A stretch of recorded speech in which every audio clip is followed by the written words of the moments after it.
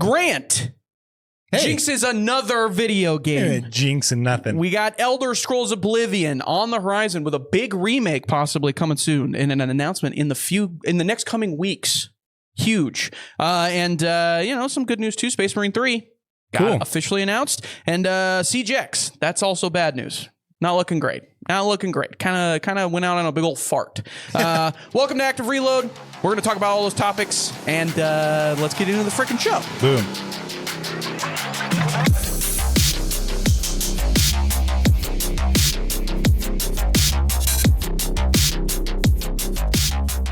So, Grant, the game that you have touted is the wrong word. I've said it was a good game. Welcome to episode 84, by the way. Start with that. 84? Post intro. Okay. Hey, remember to rate, like, follow, subscribe. I'm going to do that at the beginning now because it doesn't make sense at the end. Appreciate you guys tuning in. Let's get into the episode. Grant jinxed it. He did it again. There's nobody who is better at it than this guy right here. I don't get it. What did I jinx before? This game is freaking good. It is freaking good. I like it a lot. Divide. I hope a lot of people talk about it. And now Spectre Divide is going to die. It has officially been announced. It's going to shut down. It said within 30 days of the announcement, and the announcement I think was 7 days ago. Yeah, something like that, give or take. So there's still 20 days left in the end life of the March, cycle. basically, is what the front page of the game says. Yeah. So it's over. Mountaintop Studios, that's the name of the company. Already gone. Yeah, they are sunsetting. They are closing its doors once this game officially shuts down. Hold on. It's over. It's only really news because I touted it so much and I liked it so much. But live service games come and go all the time. The only thing that is big with this, it was touted by a lot of streamers, specifically Shroud having some hand in some sort of consulting, whatever. He had nothing to do with the design of the game. I'm positive he didn't. Also, I thought it was coming to console to receive new life, which it did. Yeah.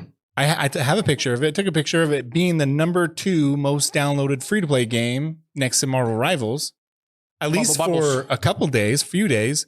And from my experience, the queue times started getting faster and faster. And then the news came out, and then I still find a game. I don't think you're giving this game enough credit for how much bigger it actually was. I think that they blew their budget. There was advertising for it on the home pages of these consoles. Not on That's Xbox. Not cheap. Oh, it was on Xbox. I saw it the other day. It was on there. You did? Yeah, it was on the bottom right.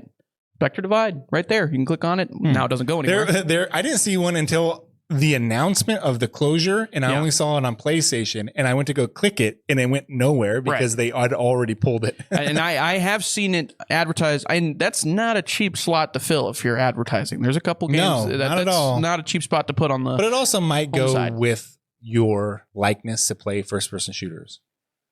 Yeah, maybe. But I think it is something that you can buy to have your slot as a game. It's not cheap. There. You're right. Yeah. So it's going to die. It's sunsetting, literally. I was just kind of surprising. Well, when I saw the budget, I saw a reported budget. Who knows? I couldn't confirm it with Mountaintop, but that's the other thing we'll get into in a second. $85 million does not feel like an $85 million game. It feels like a $10 million game. Yeah. But a very competent one, I think is really good. It's a little bare bones. There's 5 maps. They kind of resemble each other, but they're designed different from each other in terms of how the game is supposed to be played. And I think it's a lot of fun. And it was one of my favorite shooters I've played in a long time. So the biggest problem that I have with... I think this announcement, and then also kind of an overarching problem that I have with this industry right now, is nobody knows what the hell anything costs. Like nobody knows for certain. Everything is, according to sources, everything is, we're basically guessing, unless there's shareholder calls or whatever, but that's only for publicly traded companies. Publicly traded companies like that, they're usually AAA. So they could have, it's not very often. They could have spent this budget on in Vegas, if you catch my drift. And I forgot to mention that it was also reported $35 million extra on top before the season 1 release, which was 2 weeks ago. There's an extreme lack of transparency when it comes to this industry for whatever. And if you look at other entertainment, mainly because the one it'll always be kind of compared with is movies, because they usually work in tandem. You'll see movies turn into games turn into movies, that sort of thing. And the movie industry, for the most part, has it pretty well down when it comes to finding out the budget for any film. You can look up any movie you want. It's produced by like 12 different companies, and they have to announce that sort of stuff as maybe part less, of as part of I think tax reasons. But there's there's some guesswork that you have to put into that stuff as well, because marketing they don't have to announce or declare or anything like that. Or international. Yeah, international, that sort of thing. International, what's the word I'm looking for? Development. Yeah. But there's always a budget that they have posted, and the fact that the industry, we're getting reports and rumors of Rockstar spending upwards of $1 billion to make GTA 6, but we have no actual idea if that's true or not. Yeah, if it's true or not. It's just based on reports. There's no official... It's all guesswork, because they're like, this is how much GTA 5 has made, profited. Yeah. And this is how long development for GTA 6 has been. So I don't think anybody really knows. No. I don't think 2K or... Who are they? Take-Two? Yeah, Take-Two, yeah. And I think people would be more... Honestly, I think people would be stunned at the amount of money that I think goes in... And especially, they'd be stunned at the amount of money that goes into these games, especially the yearly releases. Like, Call of Duty probably is budgeted to a ton of money every single year. The 2K basketball games and EA football games are probably budgeted to a ton of money every single year. And I just wish there was more transparency around it, because it would give us a better idea of what... they're actually working with in the grand scheme of things. I don't know. If I was a private company, I'd be like, go. No, of course. And of course you don't need to know. But it does help to hold them to some sort of, what's the word? Some sort of, journalistic integrity? Yeah, integrity. That's the word I'm looking for. Some sort of integrity. Okay. If they're just blowing through this money, it's like, okay, if $85 million is the real number. If I was a backer, yeah. If I was, what's the company that you love so much? Space. Space company. Yeah. We always do this with this stupid game. You guys know what I'm talking about. They were Kickstarter. They're publicly funded. Not Starfield, but the other one. Star Citizen. Yeah. Yeah. Maybe this argument is really good for them, actually. Right. But somebody like Mountaintop, I'm like, they're a private company. I don't know. They earned or they gathered enough money from somebody, and then another big chunk of money from somebody else, I think, and then took the money and wasted it. Right. But that's why I want some sort of integrity towards it, because I'm like, I don't need to know. What were you doing? Why? Why did you do it this way? I'm just gonna. It's more fun to assume that they blew it on like. That's what I mean, though. It doesn't make any sense. The fact that we're just to the point now where we're like, it's funner to just assume than actually have the facts is annoying. I want the facts of why this game failed. How much did it cost? Why did it cost this much money? And why were they not able to create profit out of the money that they spent? Well, maybe they had a goal of battle passes to sell and they didn't reach the goal. Yeah. Well, and then they cut out before. Sorry, I was thinking Game Pass. Yeah, battle passes. Yeah. They cut out before they could not pay anybody anything to leave. Or maybe, in my opinion, I think that they were intended to shut this down well before it came to console. And what I would have done is I would have done the same thing, but I wouldn't have shut the servers. I would have had enough money to keep the servers running. So I would have given this game a chance to get some sort of community and then sell it off to somebody who wants to take over. But I don't know. And if you couldn't sell it, then you shut it down. But this is straight like pull the plug. But at that point, it's the same thing I think that Sony ran into, where they were like, I don't think we're going to be able to garner any sort of community out of this. But I think Sony, after the fact, I think Sony, it was more of an anger thing. And plus people hated that game. No one's hating Spectre Divide. Yeah. Well, who? Also, nobody's playing it. No, I think there's a lot of on console. There are a lot of people playing it. But if there were more people last week playing it than they were Call of Duty, or I mean, downloading it. Sorry, downloading. Yeah, sorry, it's a big difference. Yeah. I do think if they did decide that they were going to pull the plug way before this came to console, that kind of that's a red flag for the quote that their CEO, Mountaintop Studios, stated. This was a quote from October of 2024, in which they were kind of getting ridiculed because a lot of people were, the internet, they were saying the game's dead on arrival. That's the whole thing. And he stated, I can't remember the name I forgot to write it down. I apologize, but he's the CEO of Mountaintop Studios. And he stated, quote, Spectre Divide isn't going anywhere. Quote, those servers aren't shutting down and the updates aren't going to stop. Quote, we have the funds to support Spectre for a long time, and I promise we're going to make Spectre awesome together. Yeah, but he's selling this game. If they knew it was going to be shut down way before it came to console, then that's just a flat out lie. I mean, I think they knew maybe a month. That was taken in October when the game was released. I think the game, it just came out and he said that. Right. And just as a good rule of thumb for future audiences, these guys are always just trying to sell it. Even if they had $85 million and you're like, oh, okay. Yeah, they got plenty of money. They got plenty of money to work through. There's no reason to believe that with what we've seen from this industry over the last 7 months, I would say, give or take 7 to 8 months. Yeah. It's just random. It's literally just random. Well, something hits on the internet and people love it, and then it stays around for a long time. Well, here's a question. If this game was $10, do you think it would have been better? No. If it was the cost of a battle pass, do you think people would have played it? Maybe expectations. Maybe 99% of the people who downloaded it didn't buy the battle pass. Yeah. And they're like, wow, there's a lot of people playing on console, but no one's buying anything. Shut it down. I was gonna say, but if they charge $10, the people that weren't going to buy the battle pass just aren't going to buy the game then. I don't know. Because if it's $10 for the battle pass, well, yeah, but that means you can't shut down in 2 weeks. That means you got to give it some time. You have to have enough budget. Yeah. This is like 101, producing, directing, becoming a team manager. You have to save enough to build some sort of momentum. You can't, even if the momentum's dead on PC, start over on console again. Because I do think there's plenty of room and plenty of console players. This game's cross-platform to play to have a new life. Yeah, you can have a new life on console. I guarantee. The other. By the way, I know you can. Speaking of the jinx, this was the one that I thought of.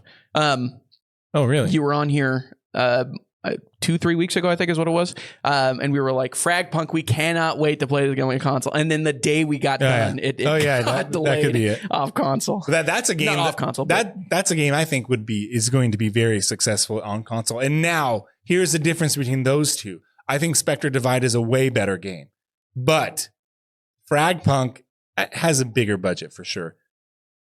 But in terms of design, FragPunk has a very aggressive microtransaction campaign in the game. Yeah. Spectre Divide, you're like, you can buy this battle pass if you want. And the battle pass, the rewards weren't that great. I think the art design is fantastic, but just like the new costumes and all that stuff, they weren't that great. I paid $10 for the battle pass in that game because I wanted to give them money. I liked this game. It's well worth $10. I would have paid $30 and been happy with it. I also think that for smaller studios, I think there is right now a fundamental misconception that live service is the way to go if you're a small studio trying to make a live service, free-to-play live service is a bad idea right now. If you're smaller, I don't think it makes any sense because it's such a hit or miss, like a hit and miss model. There's not very many live service free-to-play games right now that are coming from indie studios that turn into massive hits. Yeah. Like it just doesn't happen very often. Helldivers is a smaller game, but that one is charged at $30. It's live service, but it's a $30 game. It's not free to play with Sony behind it. It just doesn't really, even if you're a AA studio, because this would probably be in the realm of AA money. It just doesn't really make a lot of sense because you really have to have that money in the long run last a longer amount of time in order for it to catch fire. And the other thing is too, people are not respecting how important it is for the internet to really catch hold and love said game. Yeah. That's so important, especially in today's age. But you can still have a game that is like, wow, this game is pretty good. There's that one action figure game I mentioned a couple times. That game is still going on. There's probably 30 people playing it right now. Right. But still people are playing it. And it's been going on for, I don't know, 3 or 4 years now. What's the other Xbox one that came to game preview that was, it's basically Honey, I Shrunk the Kids. Oh, yeah. But it's a live service game. I can't remember the name of it, but that's Grounded. That's still pretty popular as well. Oh, yeah. But big time. Anyways. Yeah, I don't know. It's disappointing. And it seems like it's kind of starting to become a trend, unfortunately, for some of these multiplayer games. What did you say? You kind of just touched on it, but you wrote something. Live service games might be too high risk. Yeah, low reward for small studios. I think that maybe if this wasn't thought of or planned out to be a live service game to last years and years and years, maybe if it was just thought of and budgeted towards like, let's make a game that could be played for a year or even a season. Man, the season would lasted 90 days and within 2 weeks, at least let the season play out for God's sake. I think it's more, I think we're starting to see more development from games be, we're going to release at launch. And if this hits, like if this gets very popular, then we'll continue. But if not, then we're done. We're stopping it immediately. Well, shoot, if you were just judging by the console release, then it was released and then it only went up. But I think there's got to be some sort of sustained success. Yeah, you're right. Yeah, maybe don't do free to play. Yeah, that's a good point.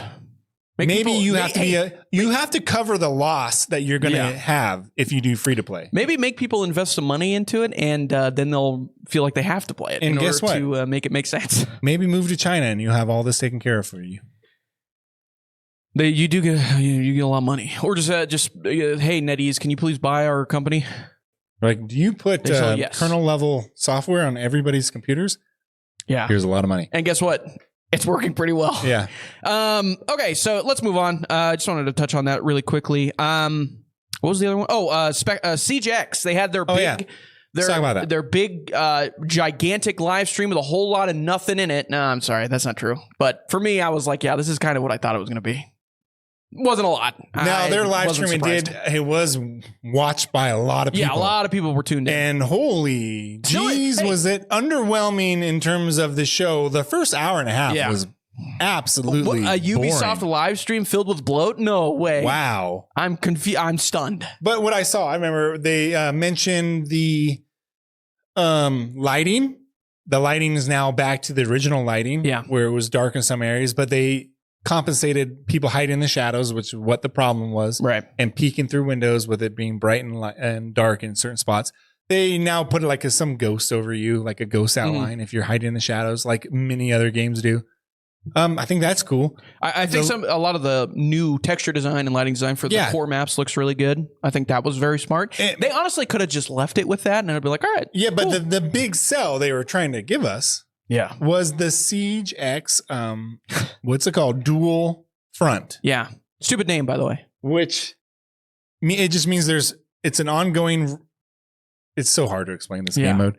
It's a respawn mode where there are two objectives happening at the same time where you attack and defend whenever you want. You could run around and just get kills and you're just going to lose. It is tactical, but my God, is it boring and just not a great idea. I don't think it's a well-designed game at all. The map was terrible. It just looks like a random map generator that you would get in the old Diablo games with just assets from like Oregon or any of the clubhouse maps. Bank. Anything with bricks and brown. Yeah.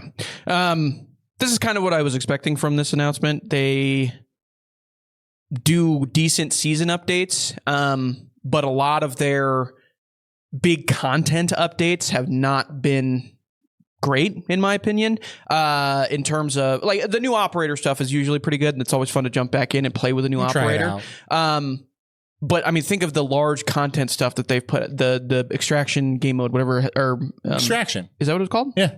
Whatever the hell it was called. That's what it was called. And then they sold it separately. Didn't work out. Wasn't great. Now they're like, please take this. They could not be offering it more. I have played better seasonal temporary game modes.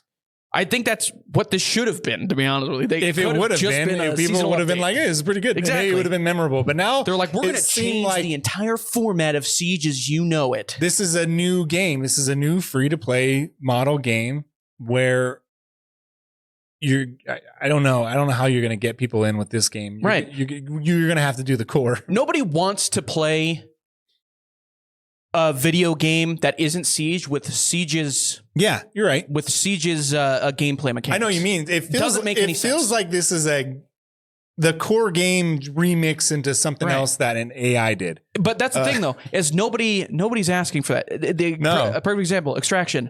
Nobody wants to play a zombie shooter with Siege's mechanics. Literally, nobody wants that. And nobody has ever asked for that.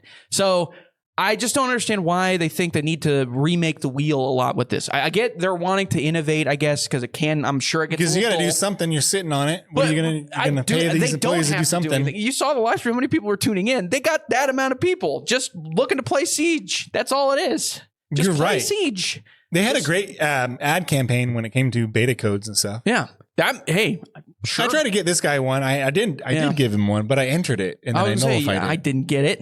I know I was going to give you one, but I had already entered one in, but way before they was actually the beta codes were announced live. I got in from signing up earlier, and so I got an extra code and I put it in and said, "Hey, you already have this game." And I was like, "Oh, I just ruined it for James. My bad." Even though I don't know how.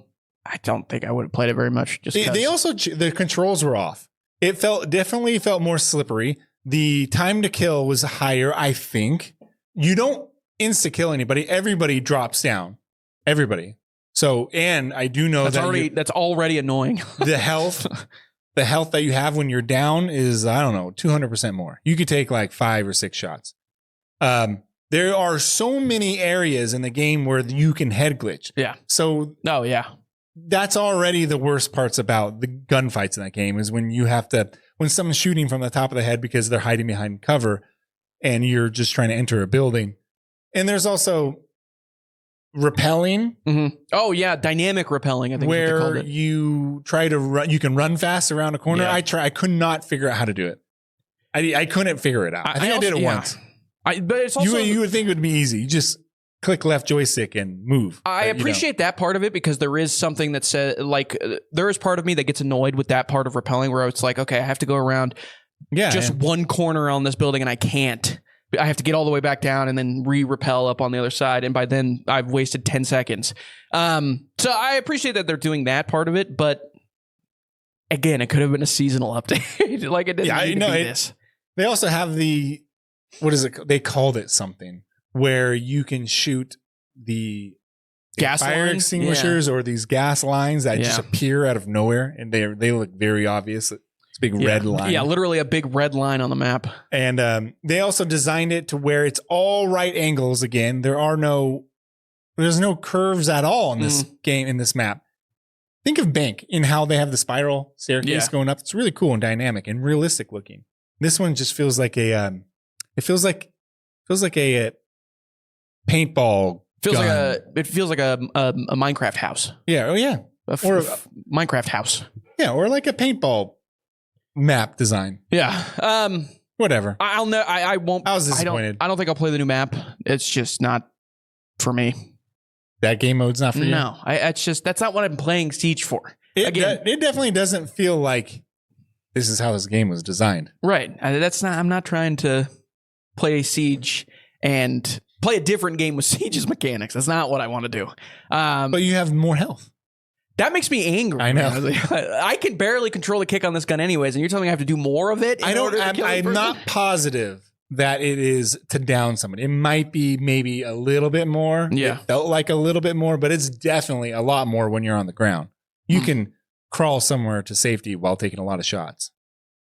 Think of like Call of Duty, Warzone. What I would have wanted more, to be honest with you, is, hey, Siege X, we're totally changing the game or whatever. It had 10-year anniversary. Guess what? We're changing it up. They change every map. They literally redo every map. That would have been cool. I've been like, okay, this is fresh. We're going to have to go about this way different in every single map. And there's going to be different, it's going to feel like a refreshed game. The Counter-Strike 2 method. Right? Exactly. Yeah. I would have been way cooler with that. And then the updated light and textures and stuff was great idea. I would have been even okay with adding like the fire extinguisher stuff on some of these maps because I think that's a cool dynamic way to basically give people smoke when they don't have smoke. You can't make everything look like the exact same fire extinguisher, the exact same fire line. And for some reason, a gas line is on the exterior of a wall. And that's another thing. Make any sense.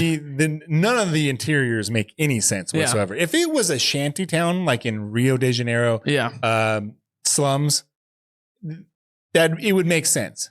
Kind of like the Rio map. Yeah, there's a Brazil map. Yeah, and that would make sense. But no, it looks like a map in Clubhouse. You're in bank, and in the vault there's a gas line, and you're like, this wouldn't make any sense for this bank. Yeah, it's on the outside. Yeah, it's on the outside of the wall, right next to where all the money is. If you can hide it behind a wall where you just know where you can puncture it, and you have people searching for it and stuff like that, that'd be more interesting. Right. But having it right there, it just looks cheesy. Everything about this game is now cheesy to me. Well, yeah, it is. Of course, that's what Siege is now. Yeah. I'm okay with it, but whatever. It's still a very unique game. Yeah, there's no other game out there that's like it. Well, exactly. That's also like you said. There was a ton of people tuning in the live stream. There's clearly a community for it. Yeah, obviously, people want it. People want a new. I was looking for real criticism on this game mode, and you know what? I couldn't find it anywhere. Really? I have it. Maybe one or two people where they're like, "Hey, it's really not for me," or "It's not what I was expecting, but it's still pretty good." And then most of the comments are like, wow, this looks good. I can't wait to get in to try it. Or something like, this doesn't look good. Not, I tried it and played it for 4 hours. I played it for, I don't know, a whole day. Mm-hmm. And it was, I don't think I ever really got used to the flow of it at all. Yeah. I was lost constantly. That's normal for Siege, though. Yeah. Everybody's lost in that game. Okay, let's move on. Yep. Elder Scrolls Oblivion, a game that I've never played. I need to play it. And guess what? It's not your style. There's going to be... No, I liked Skyrim. Skyrim was great. Okay. And now I'm going to have the opportunity to possibly play it here pretty soon. Maybe a summer game for old Jimmy. On Unreal Engine 5. On Unreal Engine 5. Apparently, we're getting an Elder Scrolls Oblivion Unreal Engine 5 remake. It's coming soon. This has been rumored. Bethesda has said literally nothing about it, which is really funny. Leaked. It's been... Yeah. This was talked about back in... I remember this like becoming a talking point around developers in 2023. People were talking about this. There was a big hack, remember? Yeah. And it had all these games. That's where the Doom... Year Zero came from. Oh yeah, but yeah, this was one of them, and it sounds like it's going to be here pretty soon. So if the trailer comes out as we're uploading this, we're sorry. Yeah, I know. But apparently, this is going to be coming to soon. It was the rumor has been sent around. What's the leaker's guy's name? Matt. Nate the Hate? Nate the Hate. Sorry, Nate. Nate the Hate has been talking about it. Don't apologize to him. He's practically breaking the law. Well, but he's giving us good information. Yeah, thanks, actually. You're right. So, and he's usually pretty good about, like, pretty reliable about this sort of stuff. And he's been doing it for a long time. There's been a couple where you probably did exist, but it never came to fruition. Right. And then it was also corroborated by Video Game Chronicle as well. So it seems like this is pretty much this is confirmed at this point. And it could be announced within the next few weeks, and we might get a trailer here pretty soon. And it even said they were talking about this game coming out in June. This remake coming out in June. That'd be a couple months. Yeah, and literally 3 months away, essentially. It's being developed. The remake is being developed by Virtuous, who's kind of been like a side developer for a bunch of AAA studios or AAA games. The leak was, or the developer was leaked too? Yeah. Has anybody tried to contact Virtuous? Probably. Hey, are you making this game? Yeah. Yes or no? No comment. Yeah, exactly. That's probably what they'll get. So they probably approached. But they worked on Dark Souls games. They worked on Call of Duty games. They worked on BioShock games. I mean, they've worked on a bunch of different stuff. So a pretty large team for a side project team that's working on this remake. So I think it should be, hopefully it should be pretty cool, pretty good. I don't know what to expect out of this because I never played Oblivion. I've seen some gameplay of it, but again, it's one of those games where I'm like, Skyrim looks, which is really funny to say now, Skyrim looks so much better than Oblivion. Oblivion had a lot of jank, but it was charming. Oblivion is cool. I like the story in Oblivion. I like all of Elder Scrolls games. Didn't Morrowind get a remake recently too? That was PC only remake? No, there's it was like a mod maybe? There was a mod. It never officially came out. I gotcha. It was called Morrowind Rewinded. Can't remember. There's also Skyblivion, which is Oblivion remake, and this might be the actual one. Who knows? But that was supposed to be a mod. Morrowind Reblown. No, that's a bad one. Hell yeah, though. What the heck does that mean? I'd love to get reblown. Oh god. Sorry. But yeah, this game looks like it's right around the corner. I'm excited for it. Also, the weird thing is with these leaks, there's been like no images, there's been no videos, there's been no like nothing about this game. I'm really interested to see an Elder Scrolls game not in the creation engine. Yeah. Hopefully it does good. Maybe this is a good test run for the next major Elder Scrolls game to be released on something other than the creation engine. They just got done with the tutorial level on Elder Scrolls 6, I promise. Or is it 6, right? Yeah, Elder Scrolls 6. They just finished the tutorial mission, so it's right around the corner, ladies and gentlemen. Yeah. By the way, just thought of this. The other Jinx game. Yeah, really? Yeah, the Battlefront remakes. Yeah, they were like, these are my boys. I'm so excited to play this. They weren't my boys. And then you're like, oh my God. It wasn't my boys doing it. It was Aspire. Yeah, but you did say Aspire's been doing a lot of really good stuff. They've done a ton of really good remakes. They did. They did the Tomb Raider one. Yeah, which was good.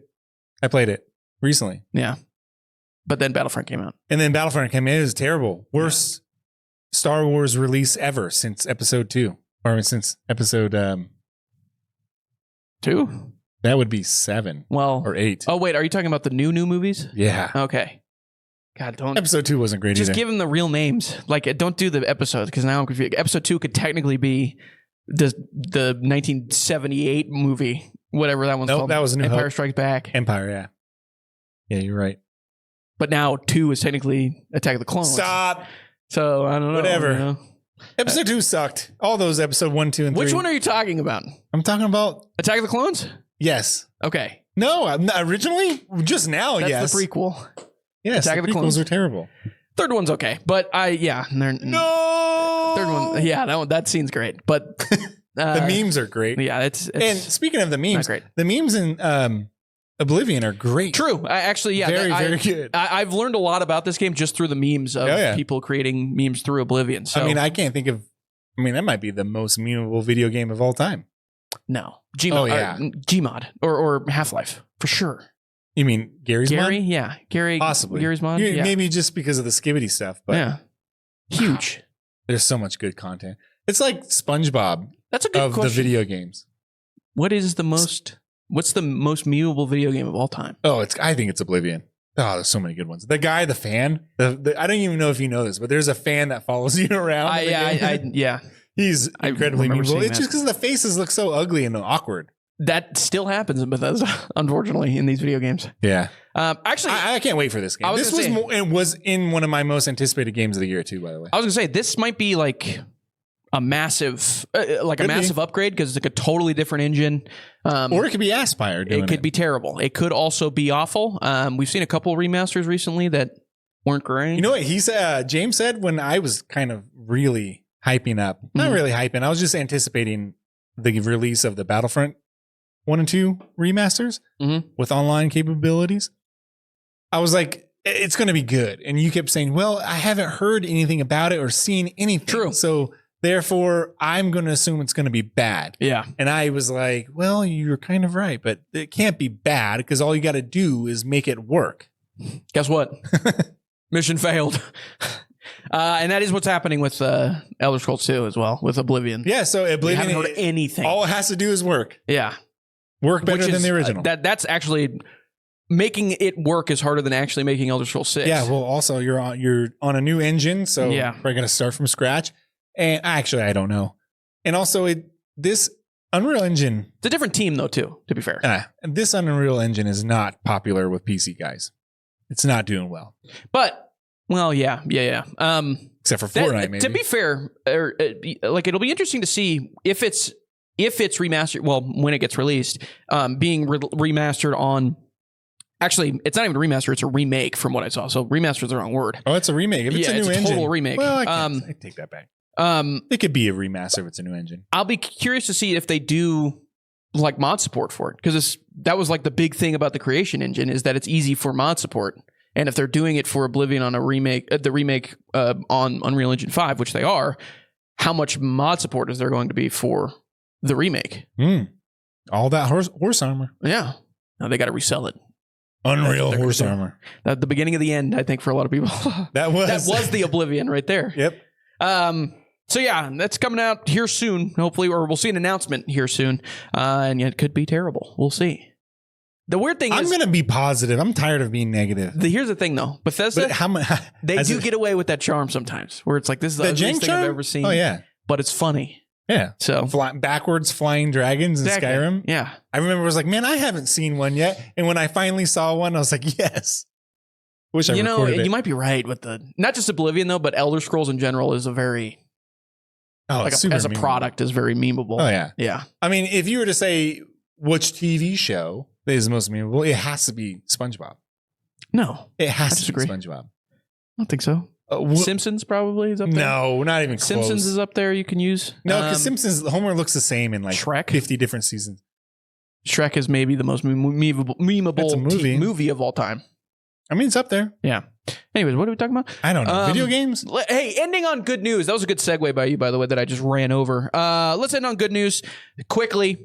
Space Marine 3. It is officially in development. They announced it. The Warhammer 40K official forum or whatever it was. Lore forum, which they love to post over there. The official Warhammer 40K team. They announced it. It's coming. Space Marine 3 is in development. It's all the same team that made Space Marine 2. It is officially underway. So I thought that was cool. Good news. One of the great surprises of last year, I would say. Yeah, it actually did surprise me. I knew it was going to be good because it just looked good. Yeah.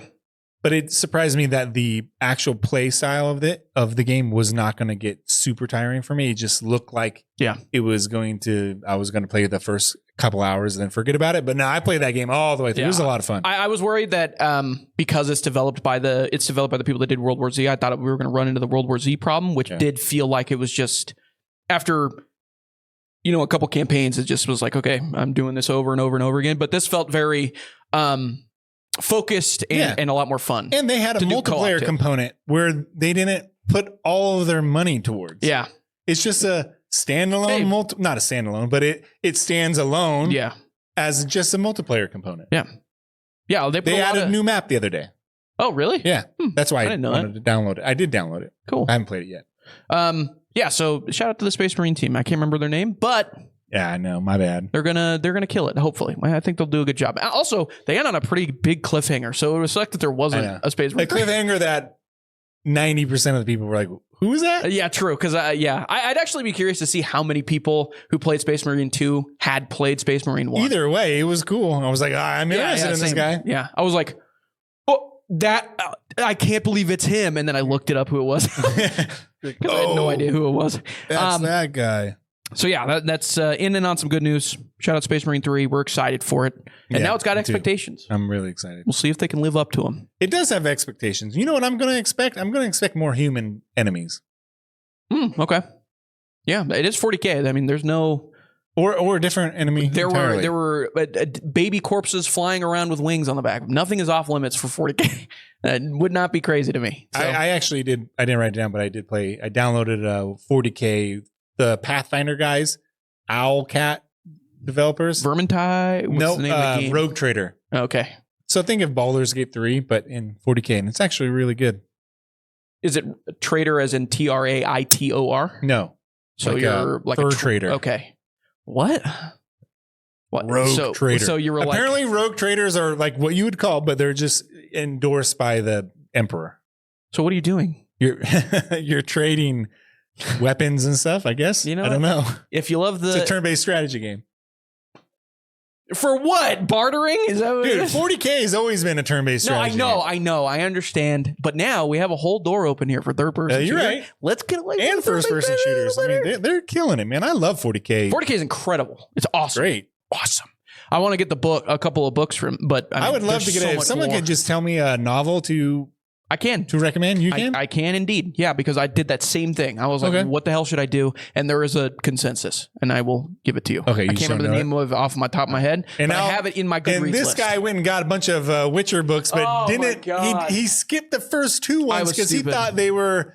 Since they were short stories, he thought they were non-canon. No. Well, yes, true. But also, when I was getting the stupid book, it says the first novel in the Witcher series. I was like, technically, it is the first novel. Yeah. The other ones are like novellas, right? It's Blood of the Elves, because that's the first novel in the series. I was like, all right, this is where I start. But you're going to come back, and this guy is like, no, you're like, that's the third book in the series. And I was like, oh, great. So now I gotta wait, and I gotta. So don't you want to know how the Last Wish worked? Don't you want to hear the origin of Jaskier and Yennefer and all those people? I want to beat you up so bad right now. Or whatever. All right, let's get into games coming out this week. Yeah, notable games. The big releasing. one. The biggest one. It'll be the big one, game. Yeah, for sure. Especially for Ubisoft, they're counting pretty heavily on this. Assassin's Creed Shadows comes out the 20th. Reviews came out today. I saw some. Review embargo lifted today. Comes out the 20th. Reviewing pretty well. For some guys on YouTube that I really like, G-Man Lives, who I love that guy. ACG, I think ACG makes the best reviews.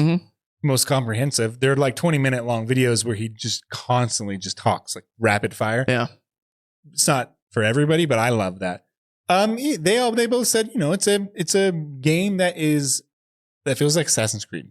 But at least it works, everybody. It works. Apparently it works. It better work. It was delayed twice. And yeah, consensus. I've seen some pretty good consensus. It's hovering. I think it was at like an 80 on Metacritic or on OpenCritic the last time I looked, that's very solid video game. That's what I expected. So yeah, perfect. So I'm excited. I will come back next week with more of my my takes because I'll be playing this fervorously, whatever the word is. I don't over the weekend. How can you?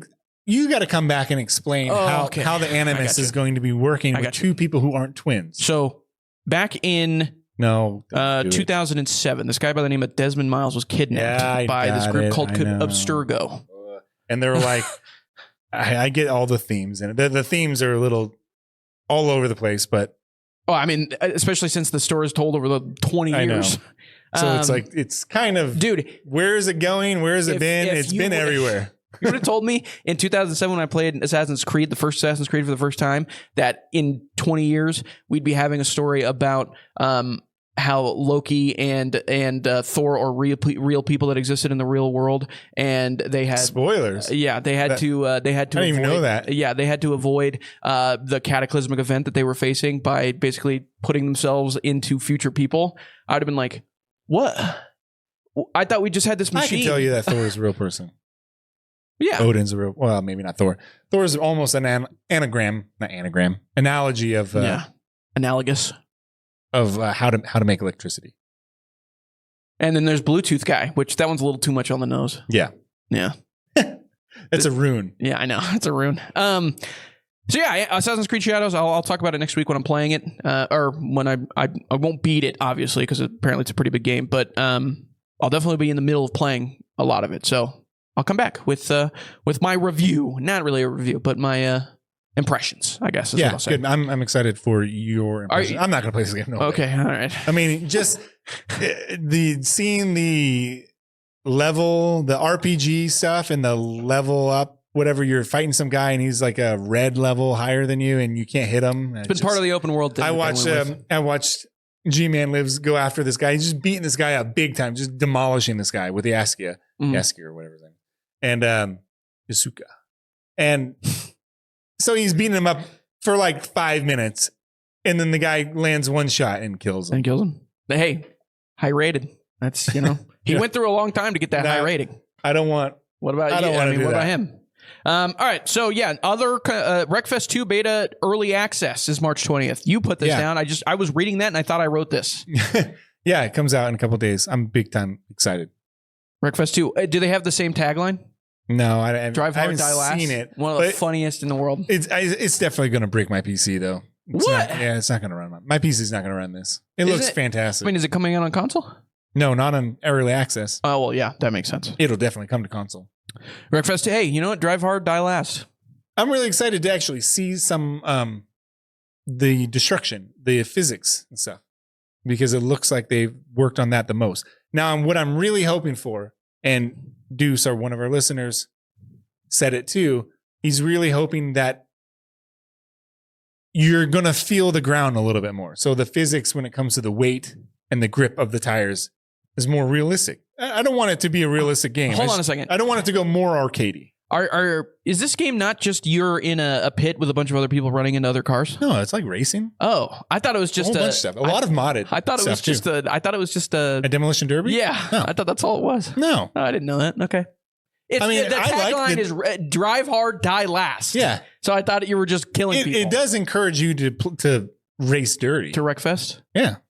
So good name, by the way. That's why it's a good racing game. And then you can't get mad when people drive backwards.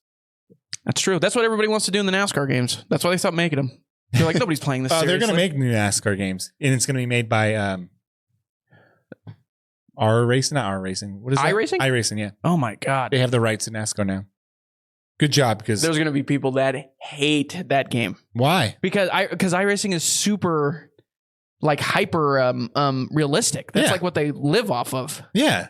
But no, everybody wants to play NASCAR to go backwards. No, come on, stop. That's the best part. That game needs to be realistic. You take the right and you're like, I'm sorry, Dale. If it's not realistic, it's going to be boring. No, I don't believe that. You play Wreckfest and you're like, oh, did I play this because it's realistic? No, I play Wreckfest because it's not realistic. That's what I'm saying.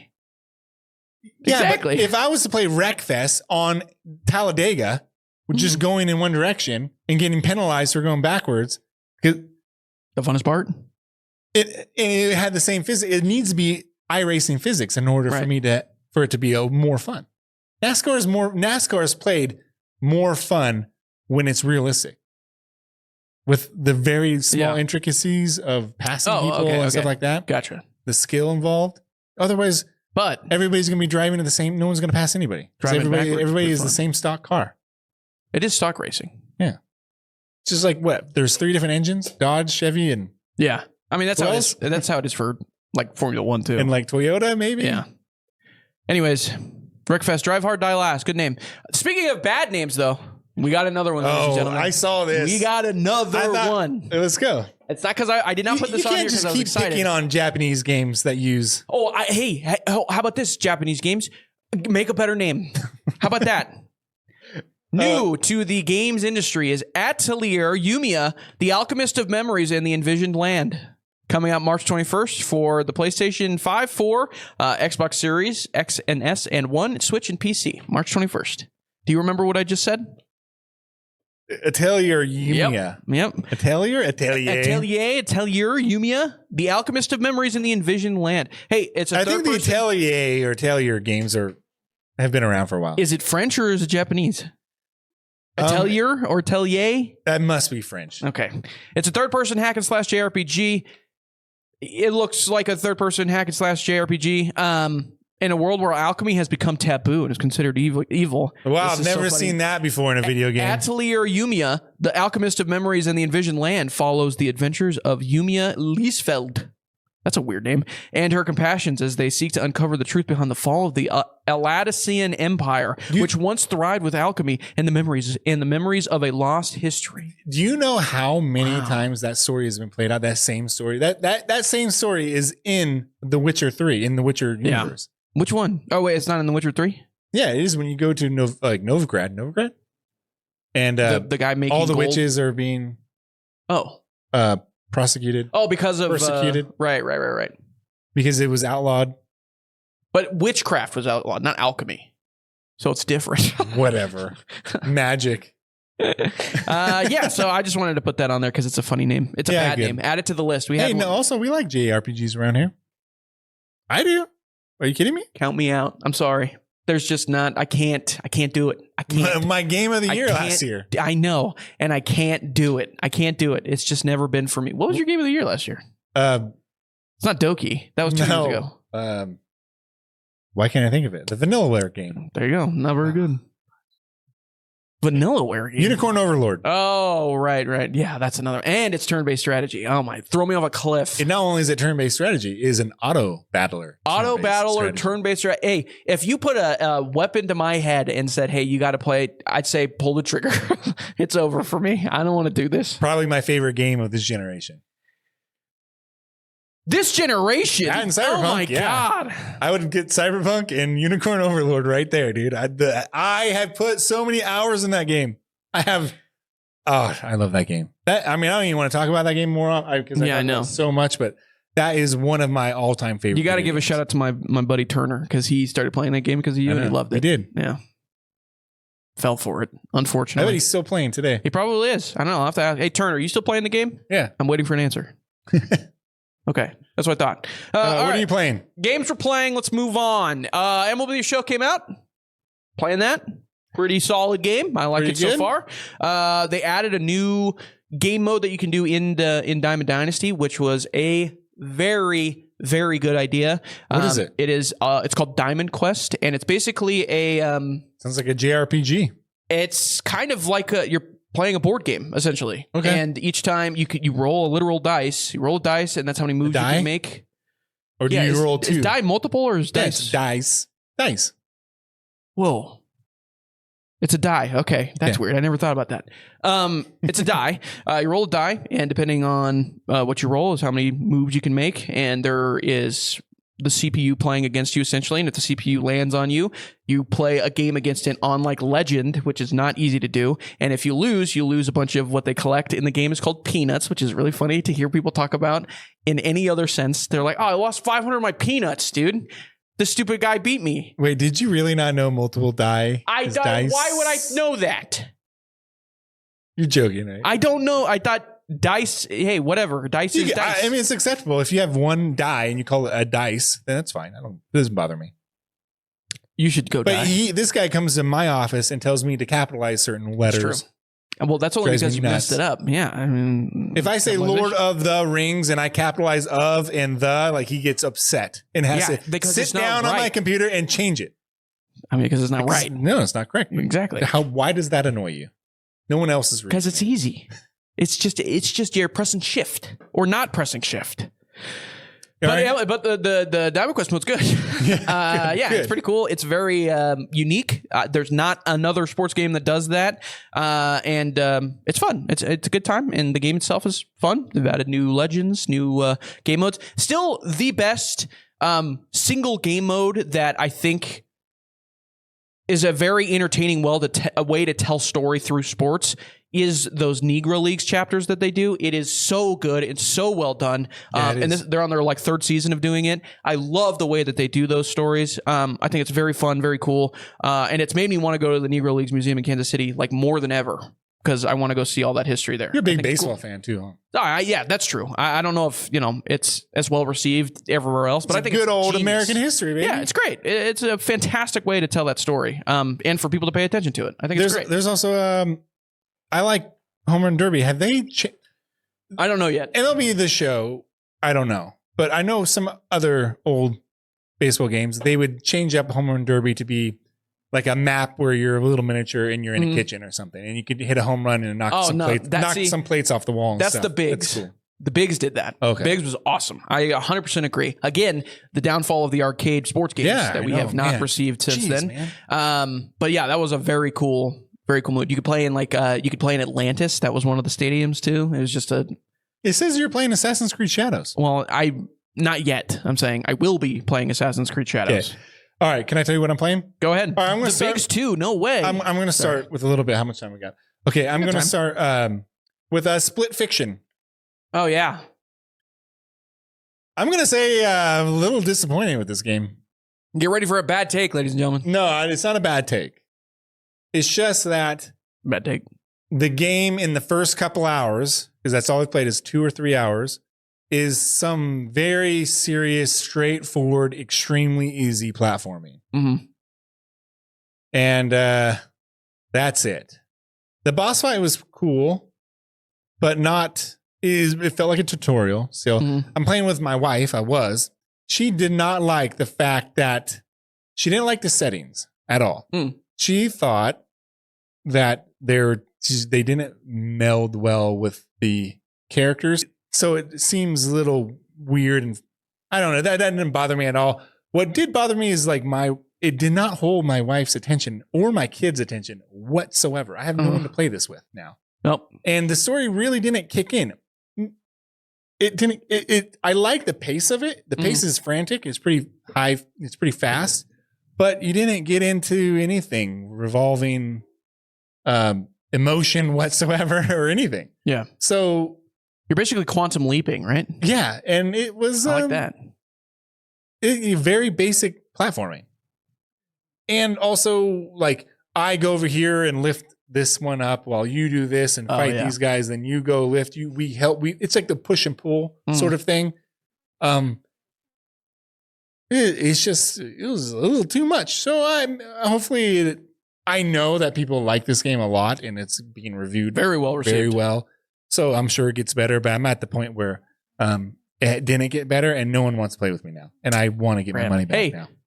Now you got to go back. It was $50, and now I want my money back. Now you got to think about it. Now you're kind of in It Takes Two territory where I know your wife. I was about to say your wife left you, or whatever, and now you're looking for somebody to play with. Yeah, hey, life imitates art. Melody definitely liked It Takes Two like 1,000 times better. That story probably lands a lot better on like with husband wife. There was more, to relate to. There was more emotion. Yeah. Now, I can definitely relate to these characters because they're artists and writers, and they have creative ideas that are being siphoned from a bad guy, basically. And that's happened to me in real life many times. So you got quantum leaped, and they were trying to siphon out. They're like, "Hey, like do this for me," and we'll like do this, and then they do it, and they steal it. That probably happened today. Yeah, it probably happened today. Yeah. So I have a lot to relate to this game, and it hasn't come yet. And instead, I have just been playing kind of monotonous platforming. It's kind of crappy. I thought there'd be way more melee and stuff, like more fighting and shooting and stuff. It's so far only been jumping. Yeah. And easy jumping. I've definitely seen levels that are like much more action heavy. Yeah, me too. It's just, I don't know. Maybe this game takes a long time to start. Whatever. I'm not going to give my final review yet. And then I played Siege. Hopefully, I have a free passcode. I can give it to somebody. Anybody who wants it, you can download it and play with me. Oh, they still do the buddy pass thing? Yeah, it's like one of the most downloaded games on the Xbox. How are they not losing money with that? That's insane. Oh, they manage money well. Oh yeah, think about that. Shout out Spectre Divide. ARMA Reforger is the other game I'm playing. I like ARMA Reforger a lot, and it's great on console. It is not an easy game, and it is a mill sim through and through. Yeah. But just some guys I've been watching on YouTube have been playing it. I'm like, man, I have that game. I want to play it. Let's jump in. And now that I know how to play it a little bit better, I like it. I don't know how you jump around games so much. Why? It's just crazy. Like I can't do it. I just don't have I don't have the capacity to do it. Can you read 2 books at the same time? No. I can read like 7. Absolutely not. I don't know how you can. No way. I've finished like 4 books before the book I'm predominantly reading. Oh my. See, I cannot do that. I have a major book. Like I'm still playing Kingdom Come. Yeah. But I haven't mentioned it. But I'm playing that. Whatever. It's fun. Well, it's the same stuff I've said the last few times.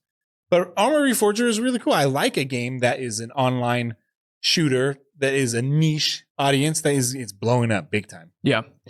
And it's cool. It's hard. And everybody accepts the jank in it. Because it's fun. Yeah. I mean, it's had it since it released. Yeah. Yeah. Been that way for a while. Let me rephrase, by the way. Go ahead. I play multiple games at once. Story games, though, I play from the beginning to the end without having anything in between. Other story I'll hate games. It eventually. Because there's not that many games that have a good enough story to drive through. I thought Spectre Divide, or I thought Split Fiction would, but nope. Do you, when you listen to music, if you find a new song or a new album or something that comes out, do you listen to it until you hate it? No. Okay. I do. That's what I do. No. I'm like aware. Like if I listen to it like once or twice. Yeah. And if I listen to the next day, I'm like, I'm going to start to hate this song. Yeah, no, see, I hate it. It'll come again. Yeah, hate is too strong of a word, but it's more like I'm getting tired of the song. And the game I've been playing the most is FragPunk. FragPunk. It's a great game. Yeah. I haven't spent a dime in this game, and I have unlocked a lot. Mm-hmm. A lot of times the servers, or maybe not a lot of times, 2 or 3 times the servers went down, and they gave me a bunch of gold. Sorry that the servers were down. I didn't even notice because it was probably at work. And who's developing this game? Do you remember? I can't remember the name. Funky Guitar, or something like that. Rad Guitar, or something like that. We cannot keep doing this with the names of companies either. Yeah, NetEase basically. Can we not just do? That was my wedding ring. Can we not just do FragPunk Inc.? No. Yeah, no, you're right. I don't know, but you know what I mean. It sounds like the name of a randomized gamer tag. I think this game, when it hits console, is going to be a very, very serious hit. We'll see. If you said about Spectre Divide, I know. If it hits, but I did not think it was going to be this big of a hit. This is a serious game, right? People do like this game. It's getting well received. I do know that I'm well past the point where the cards are almost annoying to me now. Oh, but that's not good. I'm still seeing new cards. Yeah, it's just if you're not on the same page as everybody in your team, it starts to becoming annoying. If you have a full team of 5 people that you know, and you guys decide to either hold off on spending because you get gold every round, hold off on spending on these cards so you can get 3 cards in the same round. Do you spend money similar to like CS:GO, where you're buying it for better, but for cards instead of weapons? Pretty much, yeah. Gotcha. There are slot machines if you play casual that'll give you gold too that everybody doesn't do. You can actually wait in line and do one, but you won't be able to set up as quick unless you're really fast. What? There's like a slot machine that you could get more gold in game. Yeah, the setup round. Like while you're setting up. I see. Oh, I've also seen there's a lot of fun things to do in this game. There's a really funny clip that I saw that if you have your mic volume on, the louder you are, the faster you run. That's so funny. People scream. I have yet to have anybody do that. Everybody like gets rid of that themselves. Card. Yeah. Everybody gets rid of that card. Yeah, it's a card. Oh, I didn't know that. Okay. I mean, that's ingenious. That's such a smart way to implement that. There's this card that drives people nuts. I don't think it's on ranked because I haven't seen it on ranked. But where you can plant the bomb right where you spawn. See, that's awesome. That's such a good idea. Yeah, and then you're like, what? First time I was like, there's like bombs have been planted. I'm like, what? Yeah. What? Where? And then someone was like, it's at their base. One guy was like, great. All right, everybody get light machine guns because we're going to get this card, which is you can break down the barrier where it's the setup before the round, where you can actually you can plant the bomb pretty fast, basically, while the other team's still waiting for the round to start. And if you have to shoot it, this wall has health, and you can just shoot it, and it'll break it down. And it's faster if you get light machine guns. Right. And then you just go and plant, and then set up. See, that's awesome. There's also a lot of when you first start playing, a lot of these abilities seem way too overpowered, but then you start to see it. Yeah, and that's what I was afraid of at first. I was like, wow, the girl that goes invisible, it's really hard to see her, but you can hear her. There's a couple people that go invisible, but they make like obvious audio cues. And also the girl that goes invisible can set something down on the ground to where she can be invisible for a lot longer. I mean, you can see it. So you're like, I'm not going to go in there, or you can just spray it and you'll probably hit her. And there's a lot of variation. There's so many variations that it's impossible to be competitive. Yeah. But it's fun. See, I love games that take like fundamental ideas in every multiplayer game, like talking into your mic and be like, hey, we can use this as a way to make your experience better or whatever. Big heads, small heads. Yeah. There's one where you can get a sword that blocks like fire. Yeah, blocks, that's great. You can just like go out in the samurai. You're doing the Deadpool scene in X-Men Wolverine, X-Men Origins. Much, yeah. There's a lot of funny stuff in that. And I think the map design is perfect for this type of game. Mm-hmm. It never gets in the way of itself ever, which is nice. That makes it super easy to play. I want to play. I'm excited to play this game. You're going to love it. Once it comes to console, I honestly, if it doesn't die 30 days after, I'm thrilled. I'm excited. I honestly think that you would have loved Spectre Divide. Well, it's like right up your alley. All right. I guess we'll never see. That's it. We're done. We'll be back next week, and we'll be talking Shadows next week. More Shadows, and hopefully better news just in general. We've had a lot of... we can actually... We're the news people. We can... we work at a radio station. We can find good news. Of course, but everybody's talking about Spectre Divide and how it died. That rhymed. Sucks. That's that really hurt me. I like that game. Talk about the news, I wanted that game to succeed. And I wanted to prove to everybody that, hey, like your console port could be more valuable. There was news about the Baldur's Gate 3 director guy, and he basically said, hey, single player games aren't bad. You just don't make them suck and people will play them. Oh yeah, who would have thought? Great. I could have put that in there, but thank you, Captain Obvious. No duh. No, but he's what right. I mean. Yeah, of course. Hey, the game doesn't suck. People will play it. Yeah, don't make games at the expense of your audience's like experience. Right. Like we want to put this in the game because we like it, but we know everybody else doesn't like it, so we're going to do it anyways. Just avoid that. Siege likes to do that sometimes. They do. Yeah. They do. All right. Let's wrap it up. See you guys next week. Remember to like, follow, subscribe, the whole shebang. We appreciate it. Bye. Peace. From the latest news to games of the week, their banter's strong, their knowledge unique. Discussing what they're playing, from Halo to more. In every episode, there's always a score. Active Reload, a podcast vibe, gaming news and fun in every rhyme. Grant and Jace in a lively show, from past to present, where gamers go.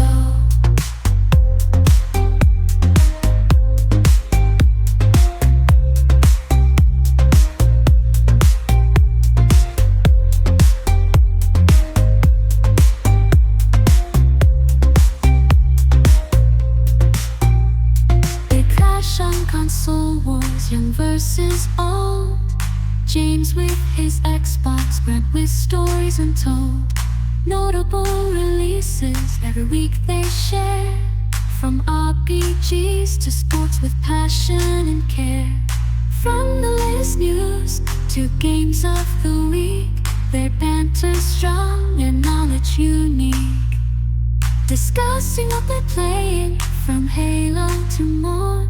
In every episode, there's always a score.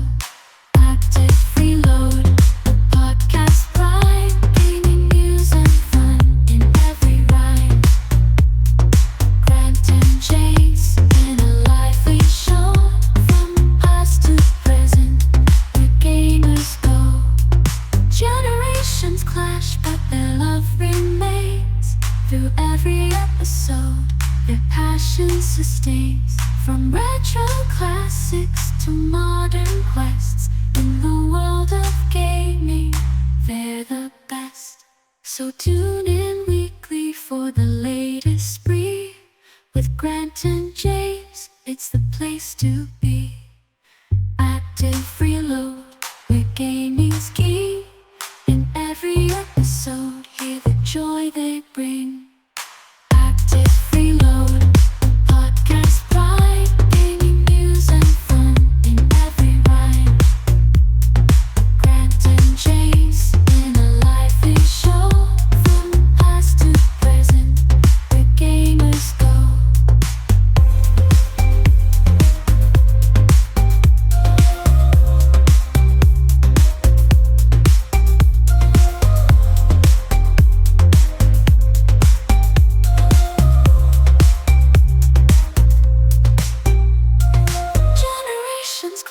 But the love remains. Through every episode, their passion sustains. From retro classics to modern quests, in the world of gaming.